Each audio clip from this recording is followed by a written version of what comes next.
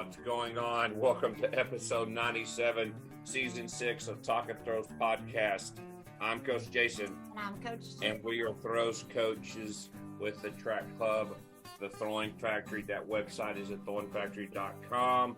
We just started our summer season. We've had a lot of requests for lessons and joining the team. If you have inquiries, please go to the website and you'll find our contact information on there. If we're not the right location for you, we have alternatives with Coach Kai Smith, west at the Throwing Factory, Coach Jarvis, east at the Throwing Factory, out in Abilene, Texas, Coach Knight Power and Human Performance. And then if you're looking for a specialty javelin thrower, we have special training for that as well. So just reach out to me for more information. Guys, season 6 sponsors, man, they've been loyal to us. We appreciate everything they do for season 6, Texas Track and Field Coaches Association. That website is ttfca.org. Fourthrows.com, quality implements price right. Go to fourthrows.com, use the code TalkingThrows10 to get 10% off. Did you know right now, I know there's a shortage of shoes going on for throwing shoes. Everybody's out. I'm seeing a lot of different kind of made-up shoes at these new meets. But if you go to fourthrows.com right now, you will actually see throwing shoes as one of the drop-downs. Hit that, and you can see some Atlantic throwing shoes right now. They even has a size men 13, girls 7.5, 6.5, whatever size you need. They're all white for throwing shoes, but then also too, if you're looking for javelin shoes, they have a pair there, Atlantic javelin throwing shoes, listed at $139 to do that.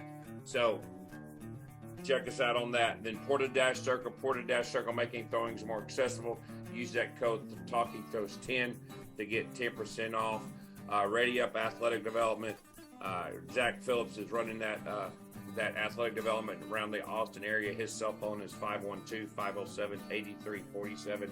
You can go to readyupad.com. And then Fiber Sports Discus, everything you need to know in a new Fiber Sports Discus. You can also go to fourthrows.com to purchase your new Fiber Sports Discus. Use that code TalkingThrows10.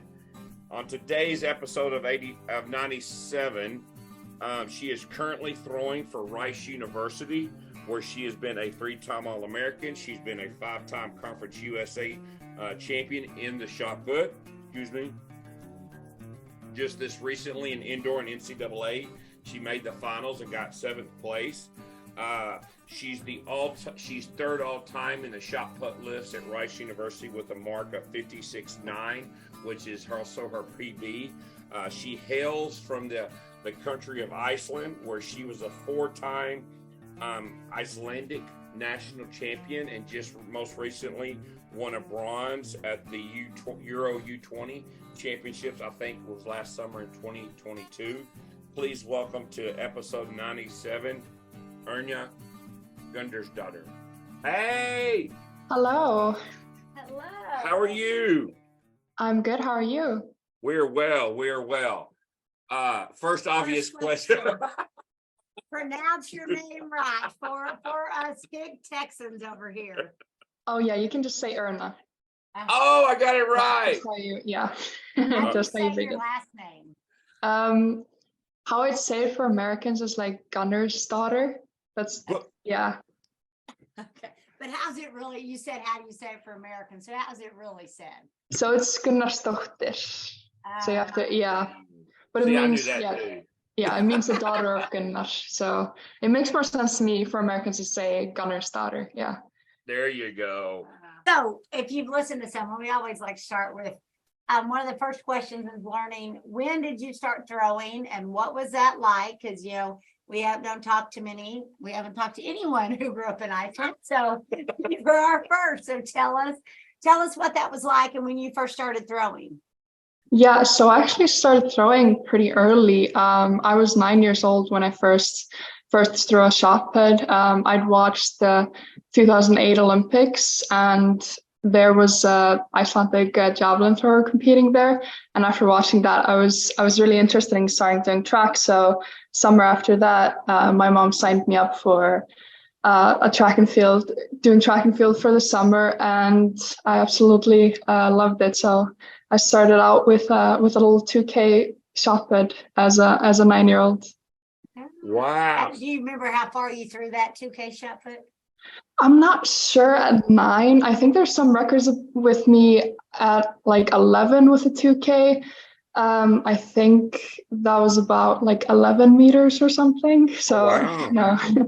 Wow. So what was it, like a little local track club that you joined, or was it something tied in with your school system? Yeah, so it was most of our sports in Iceland is club teams. So Okay. I just joined my local track and field club in my little hometown. So Okay. Where'd you grow up? I grew in a town like 20 minutes outside of Reykjavik called Mosfellsbær. Yeah, so called Mosa for short. It's a population of about 10,000 people. Okay. Oh, wow. Wow. Now, are you an only child, brothers, sisters? I have one older half sister and 3 younger siblings. Oh, wow. Okay. Big family then. Mm-hmm. Okay. Was your mom or dad, were they athletes? Did they throw? What was their background? Not really. They both grew up in even smaller towns than I grew up, very far away from Reykjavik. One in the west of Iceland, and my dad in the north of Iceland. And there wasn't really a lot of opportunities for them to do sports like after kind of the high school level. So they sort of just fizzled out of sports. But my mom did some skiing when she was younger, and my dad did a little bit of basketball too, okay, but nothing serious. Nothing serious. So you joined that summer team at 9 years old, and you're throwing the 2K. Was there a coach that kind of laid the foundation for you there? Because your glide is tremendous, by the way, and it's something that you can tell that it's been repeated from a very early age, as you've grown into it, so to speak. So I'm kind of curious how that came about. But was there a coach, anybody that had an influence on you early? Yeah, so the head coach at the time was Erna Gunnarsdottir. I'll just say his name. Yeah, he was the main coach. I think the only coach at the time I was there. It was a pretty small program, and he sort of immediately noticed I was a bigger kid, obviously pretty tall, and he just wanted me to get into throwing immediately. So introduced me to the glide at an early age. And after that, I did a lot of other sports too, but he would always, every time I saw him around the club, he would always talk to me about, you need to come and do throwing, you need to do the shot put. So he really, really encouraged me to keep going. Wow. So I have to ask, no javelin? Because, Iceland's had some great javelin throwers. Oh, yeah, I did do javelin a lot when I was younger. Okay. I had some good success with it. In the beginning, I threw the 400 gram javelin. I threw that about like 37 meters when I was 14. Oh, wow. So pretty decent. But at a point, I think around maybe 15 is where I didn't really see as much of a future in the javelin and moved more towards the shot put. Gotcha. So you said you played other sports. What other sports did you play in high school? In high school, from like 8 years old up until 15, I did team handball, which is pretty popular sport in Europe. And really? Yeah, I was a goalkeeper, and I really enjoyed that sport. And that was some of my main sport in high school. But I also did some soccer, and I did also karate and stuff like that when I was younger. So soccer, were you the goalkeeper as well? Yes, I was a goalkeeper there too. Nice. So okay, I have to ask this. All right, we've changed this talking handball. Talking handball. So how many people are on a handball court? Field. There's 6 people out on the field and 1 goalkeeper. Oh, wow. Yeah. Can the ball touch the ground? Yeah, you can touch the ground and take 3 steps. You can dribble as much as possible, but only 3 steps. Really? Oh, It's kind of, yeah, it's kind of similar to basketball in a lot of ways. There's a lot more contact involved though than you can in basketball. So it can get sometimes pretty pretty tough. Physical? But actually, yeah, physical, yeah. So is there zones in that, I believe? Yeah, there's like an 8-meter zone outside of the goal, I think. Wow. So with your height, you were naturally been able to kind of deflect everything in the goal for sure. Yeah. So pretty they put me in the goal. Yeah. All right. Hold on, she's leaving us. So in that scenario, you've had to develop a lot of hand-eye coordination, right? Yeah, a lot of quick reflexes. Also you have to be pretty mobile too, in order to reach everywhere in the goal. So I think I developed some early kind of mobility and just overall like athletic strength too. Gotcha. And of course, that was very easy to transfer over into shot put. Yes. Gotcha. Yeah. Gotcha. So you threw the 2K up to what age in Iceland for shot put? I think it's up to 13 or 14 when you switch to the 3K shot put. Okay. And that, yeah. Okay. So the 3K shot put is until you're 17. Okay. Oh, wow. Okay. So during that time, were you starting to kind of do some stuff on the national level, or did y'all have like little states where you kind of compete in your little area, you win that, then you go compete against people from, within the nation? Yeah. So I started training track full time at like 15. And before that, I'd basically won every competition. Iceland's pretty small with the shot put, so when I decided to do it full time, I kind of continued to win everything. Not at the like national level, but still had pretty good success nationally at around like 15, 16. I think I got 3rd at Icelandic nationals when I was 16 years old. Oh wow! Yeah, is that with the 4K? Yeah, with the 4K. Wow. Okay, I'm kind of curious. Did the coach? We have a lot of different theories in the U.S. about light shots, heavy shots, all that type of stuff. And I know some of the rules, overseas are a little different. Did he implement heavy shot puts or lighter shot puts in your training? Because you started with that 3K. Did you do the 4K and come back to 3K, or did you even go to a little heavier? Yeah, I think I started doing like I mainly did like the 3K, but when I was, I think 15 or 16, I started training both. So I do some adult competitions and some like age group competitions. So I was kind of switching in between, but I was focusing still mainly on doing the 3K because I wanted to, make it to like junior level competitions too. So yeah, I would switch between the 3 and the 4K. Wow, awesome. So you said at 15, you kind of said, I'm just going to do track. In y'all school system, did y'all have a track team, or was that after school you would go to your club? How did that work? Yeah, so it was a club thing. There's not really any organized sports within the school system in Iceland. It's all club based. So gotcha. Yeah. Gotcha. So you'd in school at like 2:00 and then head over there? Yeah, straight from school to track. Oh, wow. Sometimes. Funny, you've been in Texas for a while, but us in Texas, we can't imagine school without sports in it, right? Like, yeah. That's a crazy concept to us because in Texas, sports is a big part of school. I coach and teach in school and all that, so I love that. But yeah, we can't wrap our brains around it. Yeah. Wait, you didn't have basketball and volleyball and soccer and football in the middle of the school day. Yeah. What was the competition like as a youth? Was it pretty like, I want to say, did you have rivals and stuff, but kind of, was there a lot of talented girls you were throwing against in Iceland? Yeah, there was a lot of people competing. Some meets when I was younger would be up to like 30 girls competing. Wow. At one time, and there were some rivals, but I think I was pretty dominant. It sounds like. Okay, all right. So let's get to it. Before you were 16, how far did you throw? Did you break 50 feet?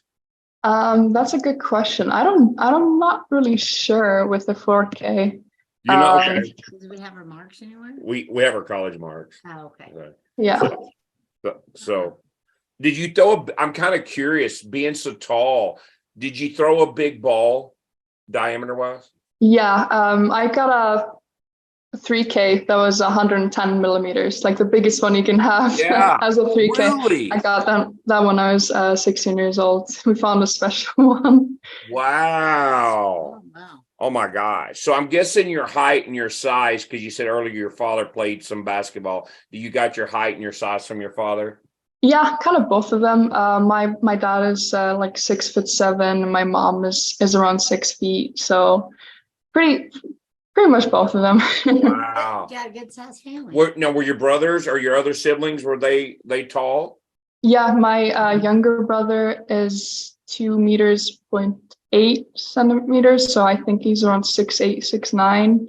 And he's 20 years old, and the younger one, he is 15, and he is, I think, 6'7" right now. So Wow. pretty big family. Yeah, for sure. So you go through, your youth system with the club and all that type of stuff. Did you stay with the same coach, or was there a point when you started competing kind of on a national level? Did you kind of get under the national program or any of that? Because I know you won your national champion 4 times for Icelandic in the shot put. Was that as a youth, or was that, after your college? Yeah, I think most of that happened. I think I won my first indoor national championships in 2018. So I was just about to turn 18 for indoors, and then the other 4 have all happened after college. Yeah. Awesome. Okay, cool. So did you, that same coach that started you, that encouraged you when you were 8, how far did he coach you?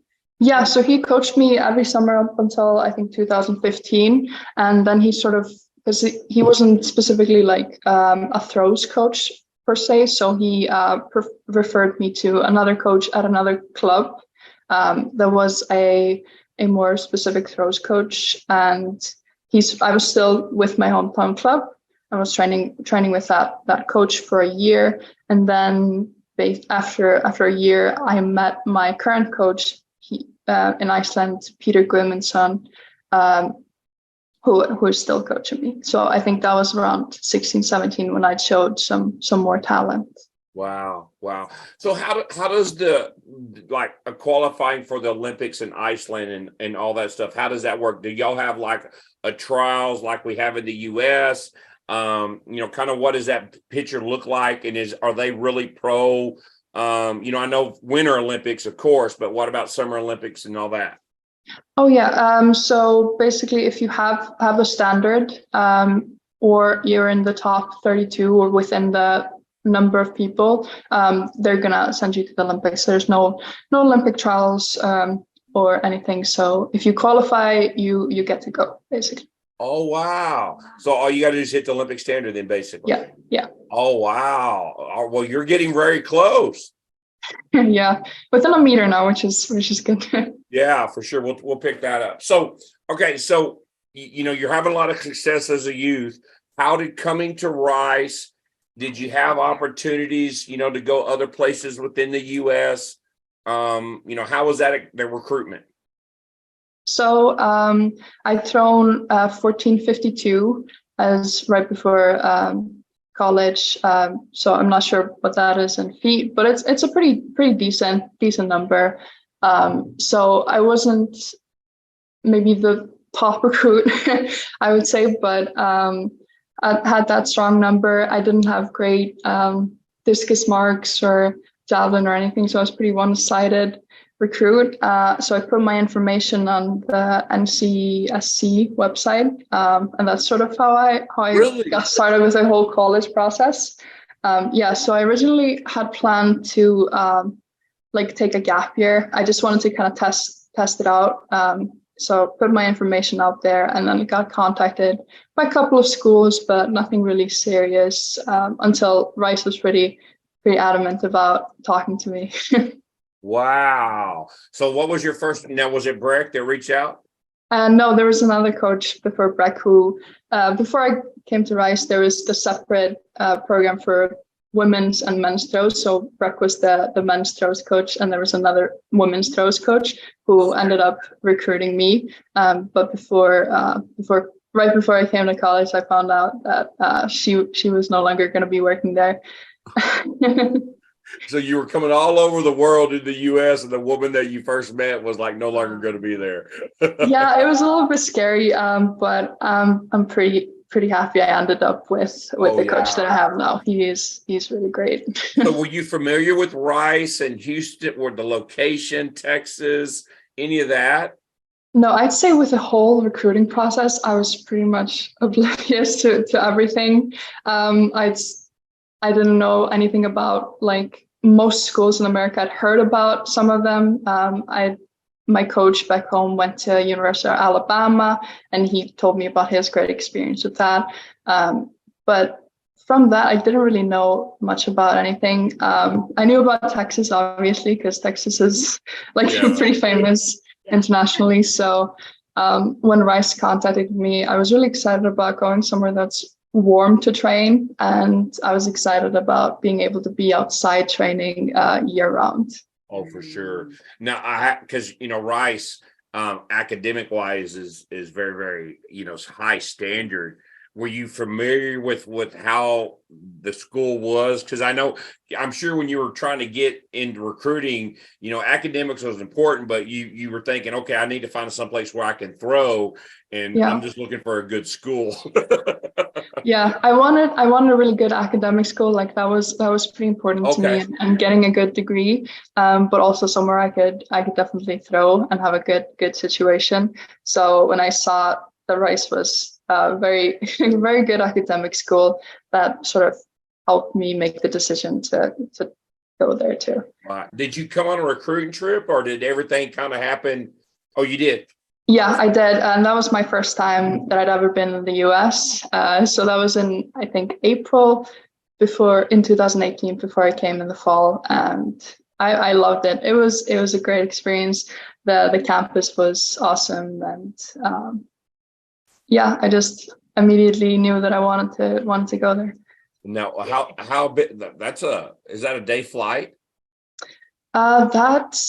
It's about a 6-hour flight to Boston, and then from Boston to Houston's about 4 hours. So 10 hours in total, which is not too bad. Okay.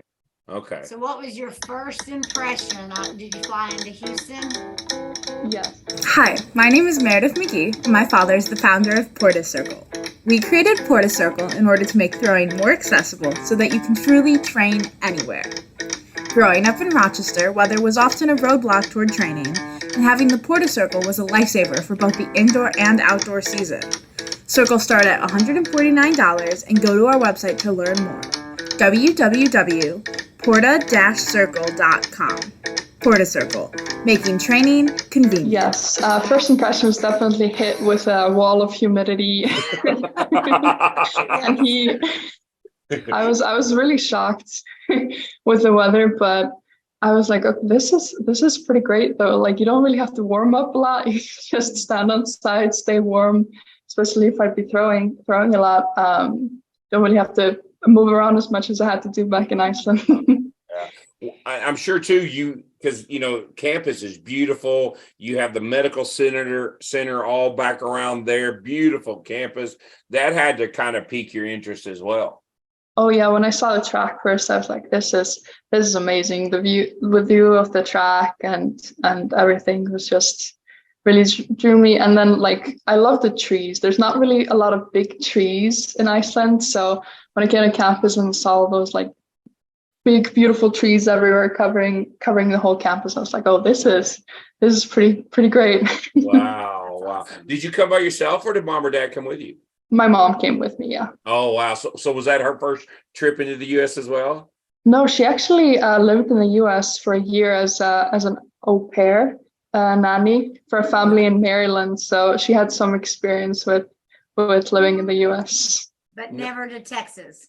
Never to Texas, no. Never to Texas. So you fly back home. Did you say we're going to commit? We're going to come there in the fall?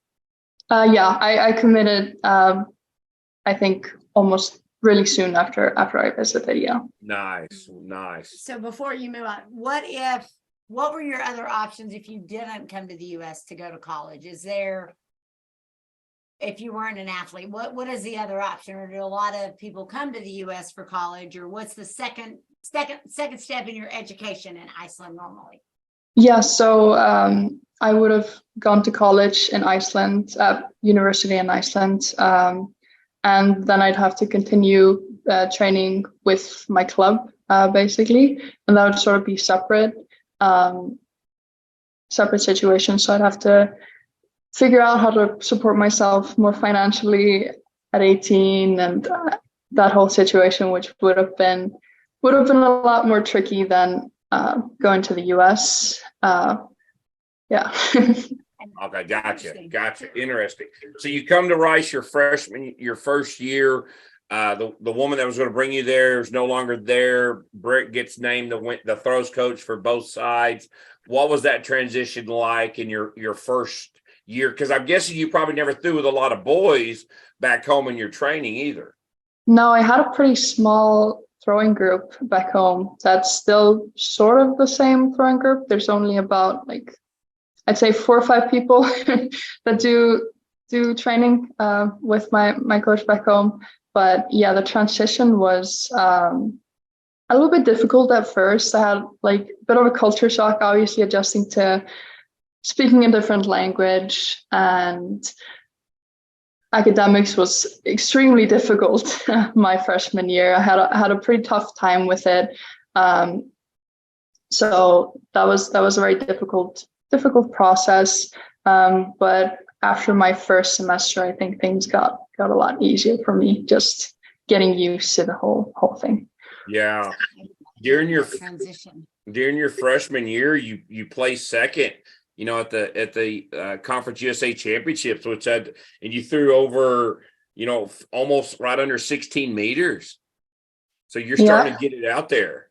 Yeah, I improved from my 1450, I think, until 1560, my first meet at college. So I improved about a meter from my first year of college, and started with a silver. Was that something that Breck saw that he changed in your technique, or was it the weight program? What was it? I think it was just a combination of getting really good, consistent training. I obviously had good training before, but going to Rice, there's a lot more consistency, more structure around the training. I had a better training plan and better schedule around everything. So I think that, plus gained a lot of strength my freshman year, and then just technical improvements sort of has been going on since I first got to Rice. But yeah, I think combination of that was what helped me. Did you lift any weights prior to coming to Rice? Were you in the weight room much, or was that a new thing? I did, but I didn't do it as consistently as I did when I got to Rice. I think I lifted about 2 times a week before I got to Rice, and had sort of a loose schedule on what I was lifting every time. So I've done all those Olympic lifts and squats and all that, but I hadn't really done it at a more higher level. Gotcha. That's just a little different. What was your impression of coming into Conference USA in that championship setting versus what you experienced on a national level back home? Yeah. Go ahead. It was a lot better competition that I'd ever experienced back home. I'd done some international meets as a youth. I went to the under 20 European Championships, and I went to the under 20 World Championships too. So that was sort of my only experience with a high level of competition. But going into Conference USA, there's a lot more just people that were around my throwing length, like Uh-huh. similar, competitive, and just people that are at the same level as me. So that was really exciting to get to do that. Wow. Wow. How would you describe yourself as a thrower? Some people are like very intense and, they kind of isolate themselves in the meet. Some people are very relaxed, listen to music, kind of journal. Kind of which avenue do you kind of go down as a thrower? I think I'm more of the isolation Are person. you? Yeah, Okay. I do. I like to get in the right headspace. I like to do visualizations. I like to, do a little bit of movements to get my head in the right space and just really focus. I have a good routine before I throw. I do my warm up, and then before each throw, I do 5 jumps. Visualize the throw, and then just step in and try to go for it. That's sort of my thinking when I go through it. Okay. So I'm not more of a talker and relax. I like to be focused. Yeah, all those people that want to talk, you're like, leave me alone. Yeah. I mean, if somebody wants to talk, obviously. So where did the 5 jumps come in? I think my coach one time back home told me, like, you have to have a routine, like, and just do 5 jumps before every throw. So I always do five jumps before throw, and it's just stuck with me. And every time for a competition, I do 5 jumps. There you go. To each his own. To each his own. So it gets out the stress a little bit. You just like shake off. Get the nerves out. Yeah. Was there ever any talk of switching you to rotation? Yes. I never did it as when I was younger. My coach in Iceland just looked at me like, you're just a pure glider. Like, you're tall, you're big, you can be a really great glider.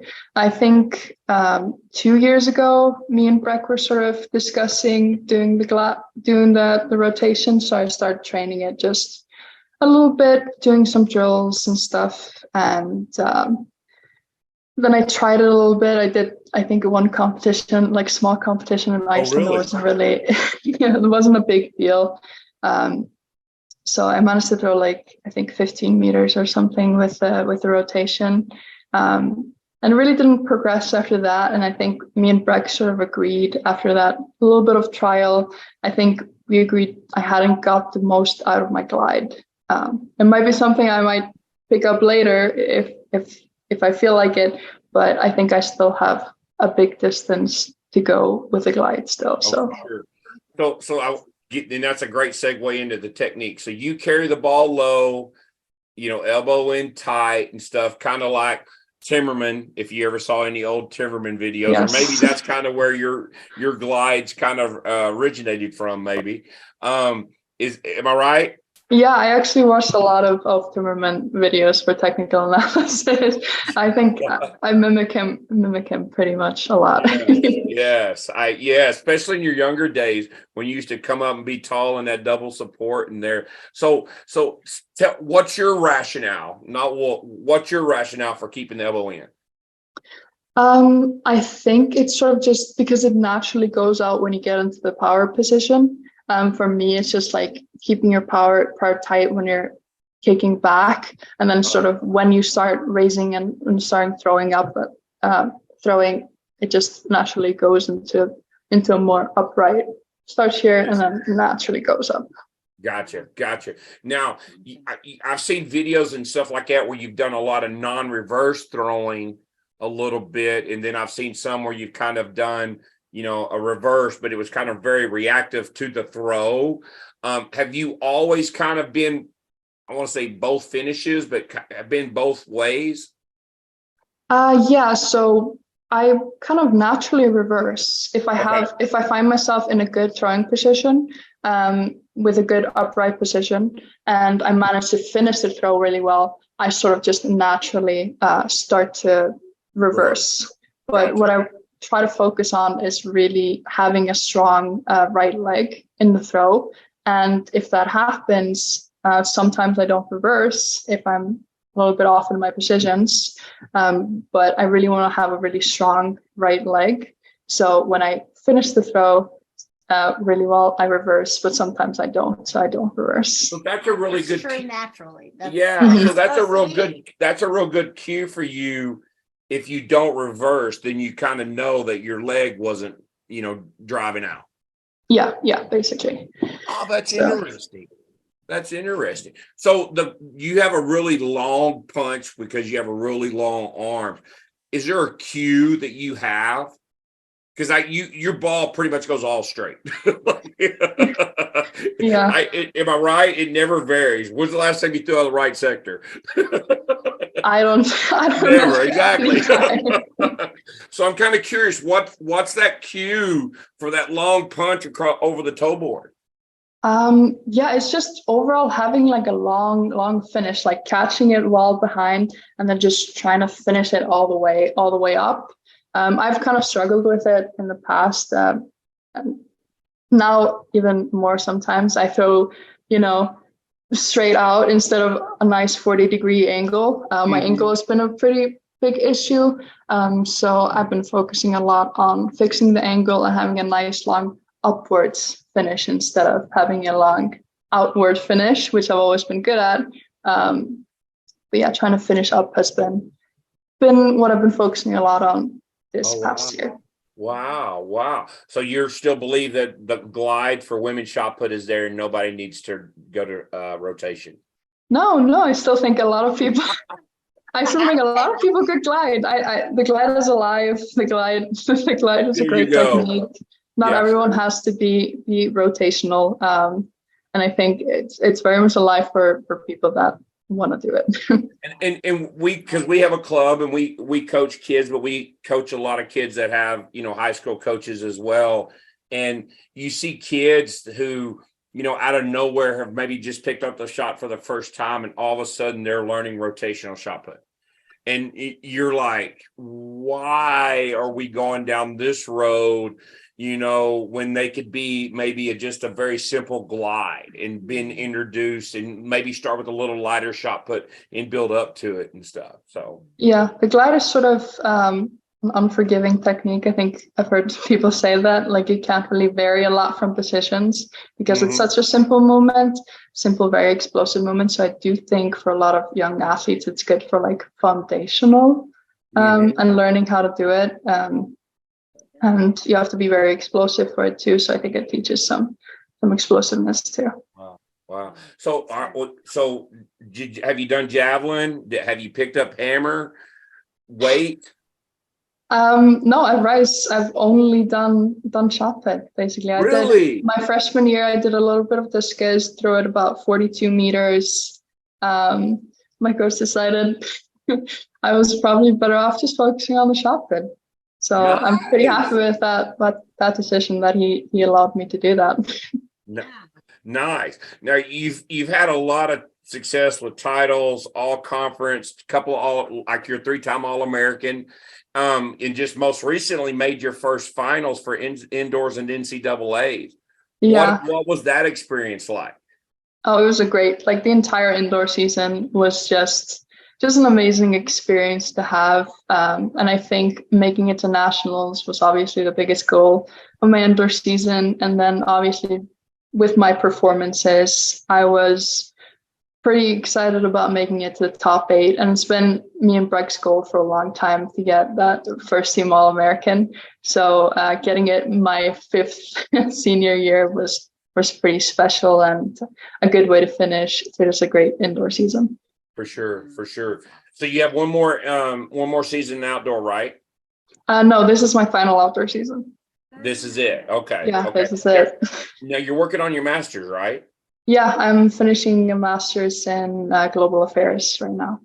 Wow. What now? Just for the record, I passed the ACT, didn't miss one, and Rice wouldn't take me. So I don't know where he was going with that. None of that's true. None of it's true. I wanted to go to Rice. So undergrad was in what? I did my undergrad in kinesiology with a minor in business. So I did my kinesiology because I wanted to go to PT school after college, and then sort of with COVID, I was sort of exploring my options a little bit more because I knew I'd have an extra year of eligibility. So I saw like the global affairs program, and it global like politics and history, and the combination of that is like something I've always been interested in. So I decided to apply for the program and got in there. So wow. So hopefully the Olympics are down the road, but if you miss Paris and maybe that fall in 4 years, are you looking to go back home and work for the government? Yeah, that's sort of where I'm looking into jobs right now, is for the Icelandic government. I'll be moving home in about a month right now, hopefully. Really? after competing at outdoor nationals. Yes. So yeah, plan on going home after, I think, June 14th, and I'll be doing some competitions in the summer, and then hopefully working in the fall. Wow. So I'm gonna back up. So how often have you been back home in the time you've been at Rice? And COVID was in there, so were you able, did you stay in Texas? Did you get to go back home? What was that like? Yeah, so I've actually been able to go home every summer and every Christmas. Never missed a Christmas.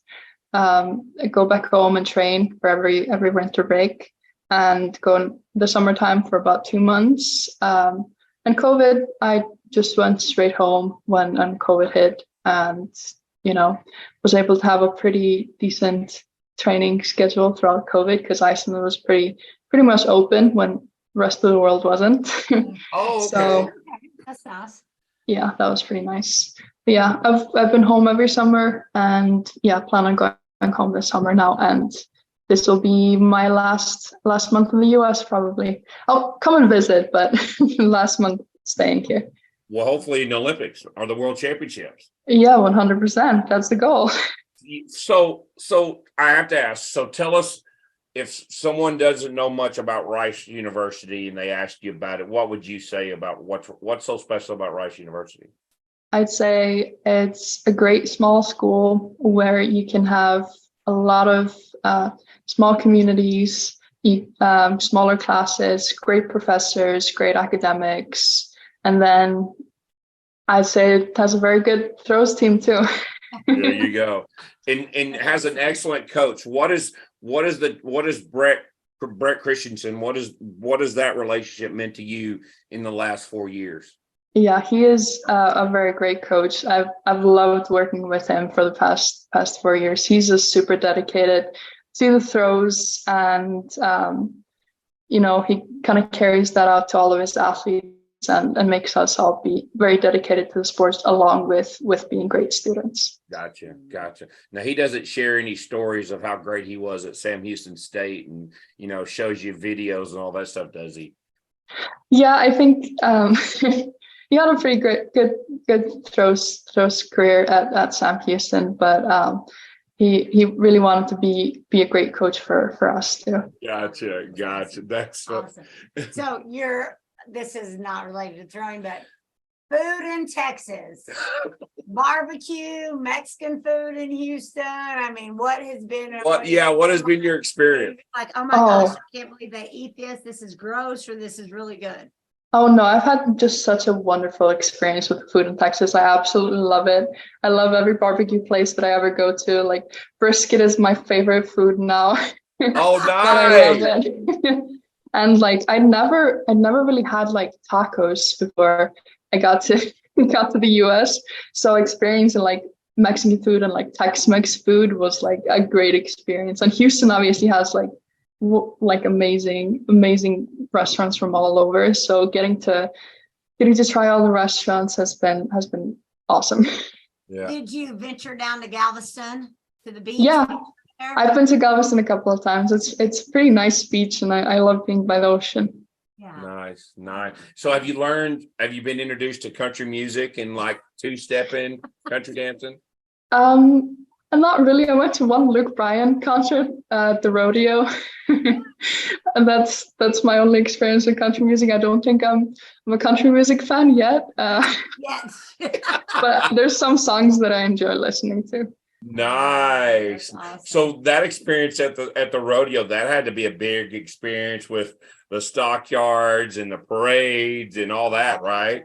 Oh yeah, what is it called? The mutton busting, where the Yeah. little kids ride on the sheep was like, that was so fun to me. It was absolutely adorable to see that. And yeah, the horse riding and the bulls. It's just a different culture. Pretty interesting to learn about it. Anybody take you fishing yet, or hunting or anything? No, I haven't yet. Okay. All right, we'll have to make some phone calls for sure. She only got a month. Yeah, I know. She's throwing. She's Yeah. So, competing. getting back to that, you got one more month. You got conference coming up next, the next weekend. And then, you got the NCAA West or East prelims. And, then Texas is hosting the national championship. That has to be the goal. Yeah, that is 100% the goal. I'm not leaving without without going there, basically. So good. And what's really cool about that too is, I'm sure and I've even seen some pictures of you, is I guess y'all have a decent relationship with Jordine Van Klinken, competing, when she was with the Netherlands and stuff and all that type of stuff. So, not only do y'all have that rivalry back then, but you'll probably see her there as well. Yeah, I remember competing with her when we were like, I think 15, 16 in Europe. So yeah, that would be an interesting rivalry. Did you ever compete against Axelina? Yeah, we competed at like Nordic under 20 championships together. Wow. And I just thought of this. Great interviewer. I'm just giving her time. What is it about the talent in Europe that comes into the US that's so successful? Because it's like yourself and Axelina and Jordine and I could probably name 2 or 3 others that did just come in. And when y'all come in, y'all are at the best of the best and getting those All-Americans. Is it just the mentality? Is it the early coaching? What is your perspective on that? I think it's always a combination of a lot of things. I think the early coaching we have is probably really helpful. I think also in my case, like I have great support from like Iceland Athletics too. There's a lot of like youth programs, and we have help from like sports psychologists. We have support from like physical therapists from a little bit younger age. So we have that support, and then we also get the great support when you go to the US in a university system. So I think that combination is probably something that helps us be maybe at the level that people are getting. Awesome. Now, how do you handle the mental side of throwing? You talked about earlier the 5 jumps and kind of isolating. There's a lot of ups and downs, and we've talked to people, on previous shows where, they hit these big walls and there's a big lull, and, sometimes they don't come out of it. And maybe times they're a little frustrated where they feel like they didn't overcome that mental block to really peak at the right time. What's your, key to success with that? For me, it's just consistency and to keep going, no matter what. Like I have hit a lot of blocks in my career, a lot of mental hurdles, and a lot of like downhill throwing like seasons for a long period of time.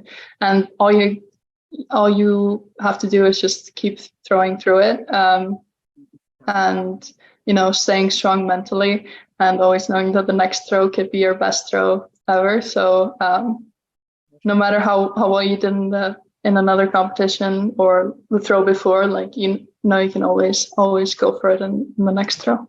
Wow, great point.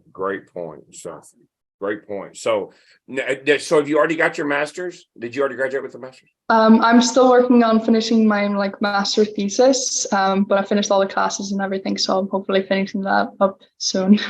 Nice. At Rice, there's a lot of different cultures and people from all over the world, and all over the US too. So it's been a great experience the last couple of years.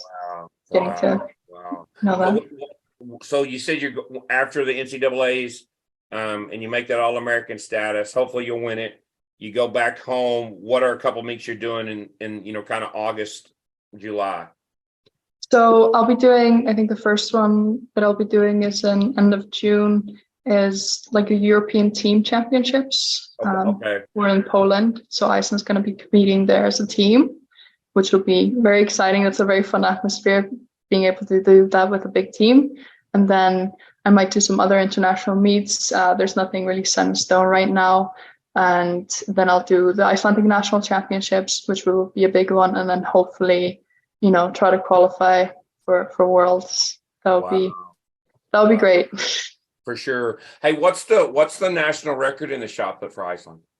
That's indoors 1792 and outdoors 1739, which is both of my PRs. That's okay. Okay. Yeah.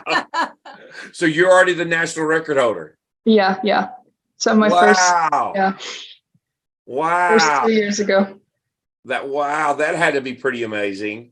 Yeah, that was an awesome experience getting to do that. It was 1654 before, and it was set by the javelin thrower, who was a 3-time Olympian, who decided to do the shot put too. And she threw it 1654, and yeah. Oh wow! That's really Wow, that is a huge mark for sure. Is the academic side of Rice and the athlete side, is it like two different situations that you have to basically time management your entire day and even weekends to manage through it? Yeah, when I had the most difficult, I think doing a master's is a little bit easier, to be honest, than doing a bachelor's at Rice. Yeah, a bachelor's at Rice is very difficult. Even like any entry-level classes are very, very difficult sometimes. And yeah, you kind of have to learn a lot of time management. Not saying that I'm particularly good at it. I'm pretty big, I like to procrastinate a lot. So you try not to do that because you don't want to do any, regular students might do a lot of all-nighter things, like staying up all night studying. As an athlete, you absolutely can't do that. So Yeah. you try to manage your time better than, yeah. Now does, and other universities do this, I don't know if Rice does, but did they have athletic tutoring and stuff, or study groups or places that kind of helps you in that support? Yeah, we have athletic tutoring, and you can ask your academic advisor if you need a tutor for most classes, and it'll be pretty easy to help you get that. Okay. It's usually just other students that'll help you. Yeah. So when a typical day for you is Monday, Wednesday, Friday, you go to school from 8 to 12, 2-hour lunch, then you're at the track by 2? Yeah, pretty much. I've had a kind of different schedule with graduate school because the program I'm doing is a night program. So it's classes from 6 to 9, which has been helpful with scheduling practices in the daytime, obviously. So I'd usually maybe have a morning practice, and then you do some homework maybe afternoon, and then go into class from 6 to 9. And then you try to sleep early, but sometimes it's difficult when you're in class up until 9 p.m. Yeah. Now, when you train with Breck, is it just you and him most of the time? I mostly train with him, and then maybe 2 or 3 other shot putters that are on our team. Okay. So are you going to take your new knowledge of how to make tacos and introduce your family to tacos? Or a taco stand in Iceland? That would be great. Maybe that'll be a great plan B. I introduced them to breakfast tacos, actually, with scrambled eggs. I absolutely love breakfast tacos. I think they're brilliant, but they didn't really like it, actually. What? Yeah, I was so surprised. It's such a great way to eat eggs with salsa and some cheese and stuff. So yeah, they didn't like it, but maybe I'll try to convince them to try it again. Wow, gotcha. Now, will mom or dad come down to Austin for the championships? No, they didn't. They came last year for my undergrad graduation. So Nice. they got to see conference last year and got to go to San Antonio too. So that was pretty fun. Nice. But yeah. Nice, cool. Well, you've had an amazing life with great experiences for sure. Very blessed. Yes. So I think you're an inspiration of leading the light shot. But good luck. Keep it up. And get that qualifying mark for Olympics. Yes, I'll be working on it. I want to see you in LA, and maybe some diamond leagues. That would be cool. That would be great too. Yeah, that's a goal. Yeah. I'll be throwing. I'm not thinking about quitting anytime soon, so I'll definitely just keep going. Good for you. Well, we'll see you then. Well, for sure. Thank you so much. Right. Thank you for the interview. Appreciate it. Great. We'd like to thank Erna for being on. What a tremendous story. What a tremendous person to come all the way from Iceland into Houston and to Rice University and have a stellar career. She ranks third time all time in the shot put list. Her PR of 56.9 is third time, but also the national record for Iceland as well. So just what a tremendous story. And cool thing about throwing, it's universal. The shot put's the same, the ring's the same, and you could do it in Iceland or you can do it in Texas at Houston University for sure. Or Rice. Something we didn't talk about, but she did talk about the high level of Rice University, but she was commissioner's honor roll. Her academic honors while she was at Rice were also outstanding every year. So this is a great kid, very well-rounded, very easy to talk to. Very, yes. And loves brisket. Yes. Yeah. You can see her in the Olympics. Yes.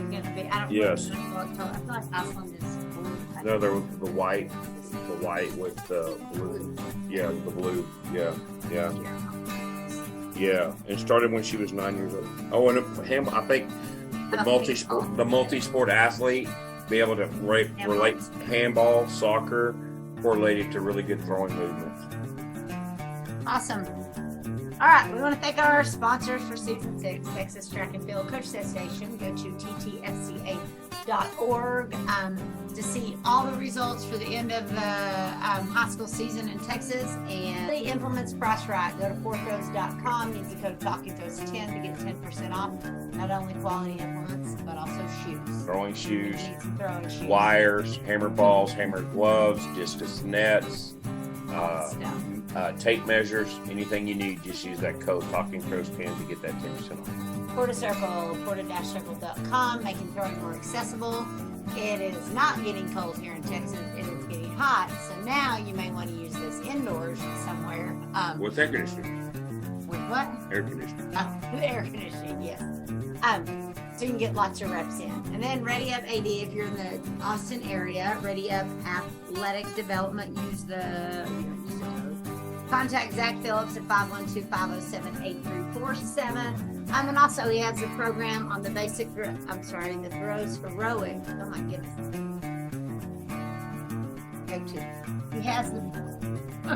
He has a program on the Train Heroic, the basic throw strength program. Go and look at that. Train Heroic website. Yes, the basic throw strength. Use the code throws10 to get 20% off of that program. Hello, Talking Throws Texas podcasters. I'm Bruce Caldwell. I'm here today to introduce the FiberSport Discus. Yes, many of you thought I only made great vaulting poles.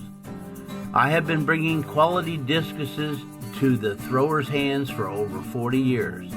First as Cantabrian USA representative, then for the past 10 years as the Nelco discus distributor. I introduced the yellow plated discus for the plastic's best durability. If your FiberSport discus breaks, we replace it. Our studies have reached into the science of using a wind tunnel and adding microchips to the discus to find the spin, the gravity, the flight stability of the discus. We have found it's not about rim weight anymore. It's more about creating a balanced stability to allow the discus to fly and surf the wind. Our new FiberSport discus is made to be selected to fit your needs, no matter the weather, no matter the conditions. Check out our discus selection guide at fibersportdiscus.com and find a dealer in your area that sells our fine product. Thank you, Jason and Janelle, for allowing me to talk with your listeners on Talk and Throws Texas Style.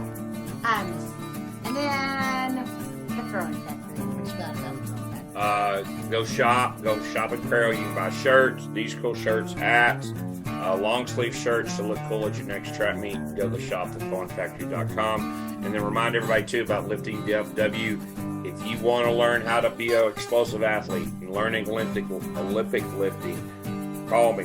I can bring a mobile fitness station to your driveway. We can meet in the park, or you can come to my location. So just contact us through the Lifting DFW website.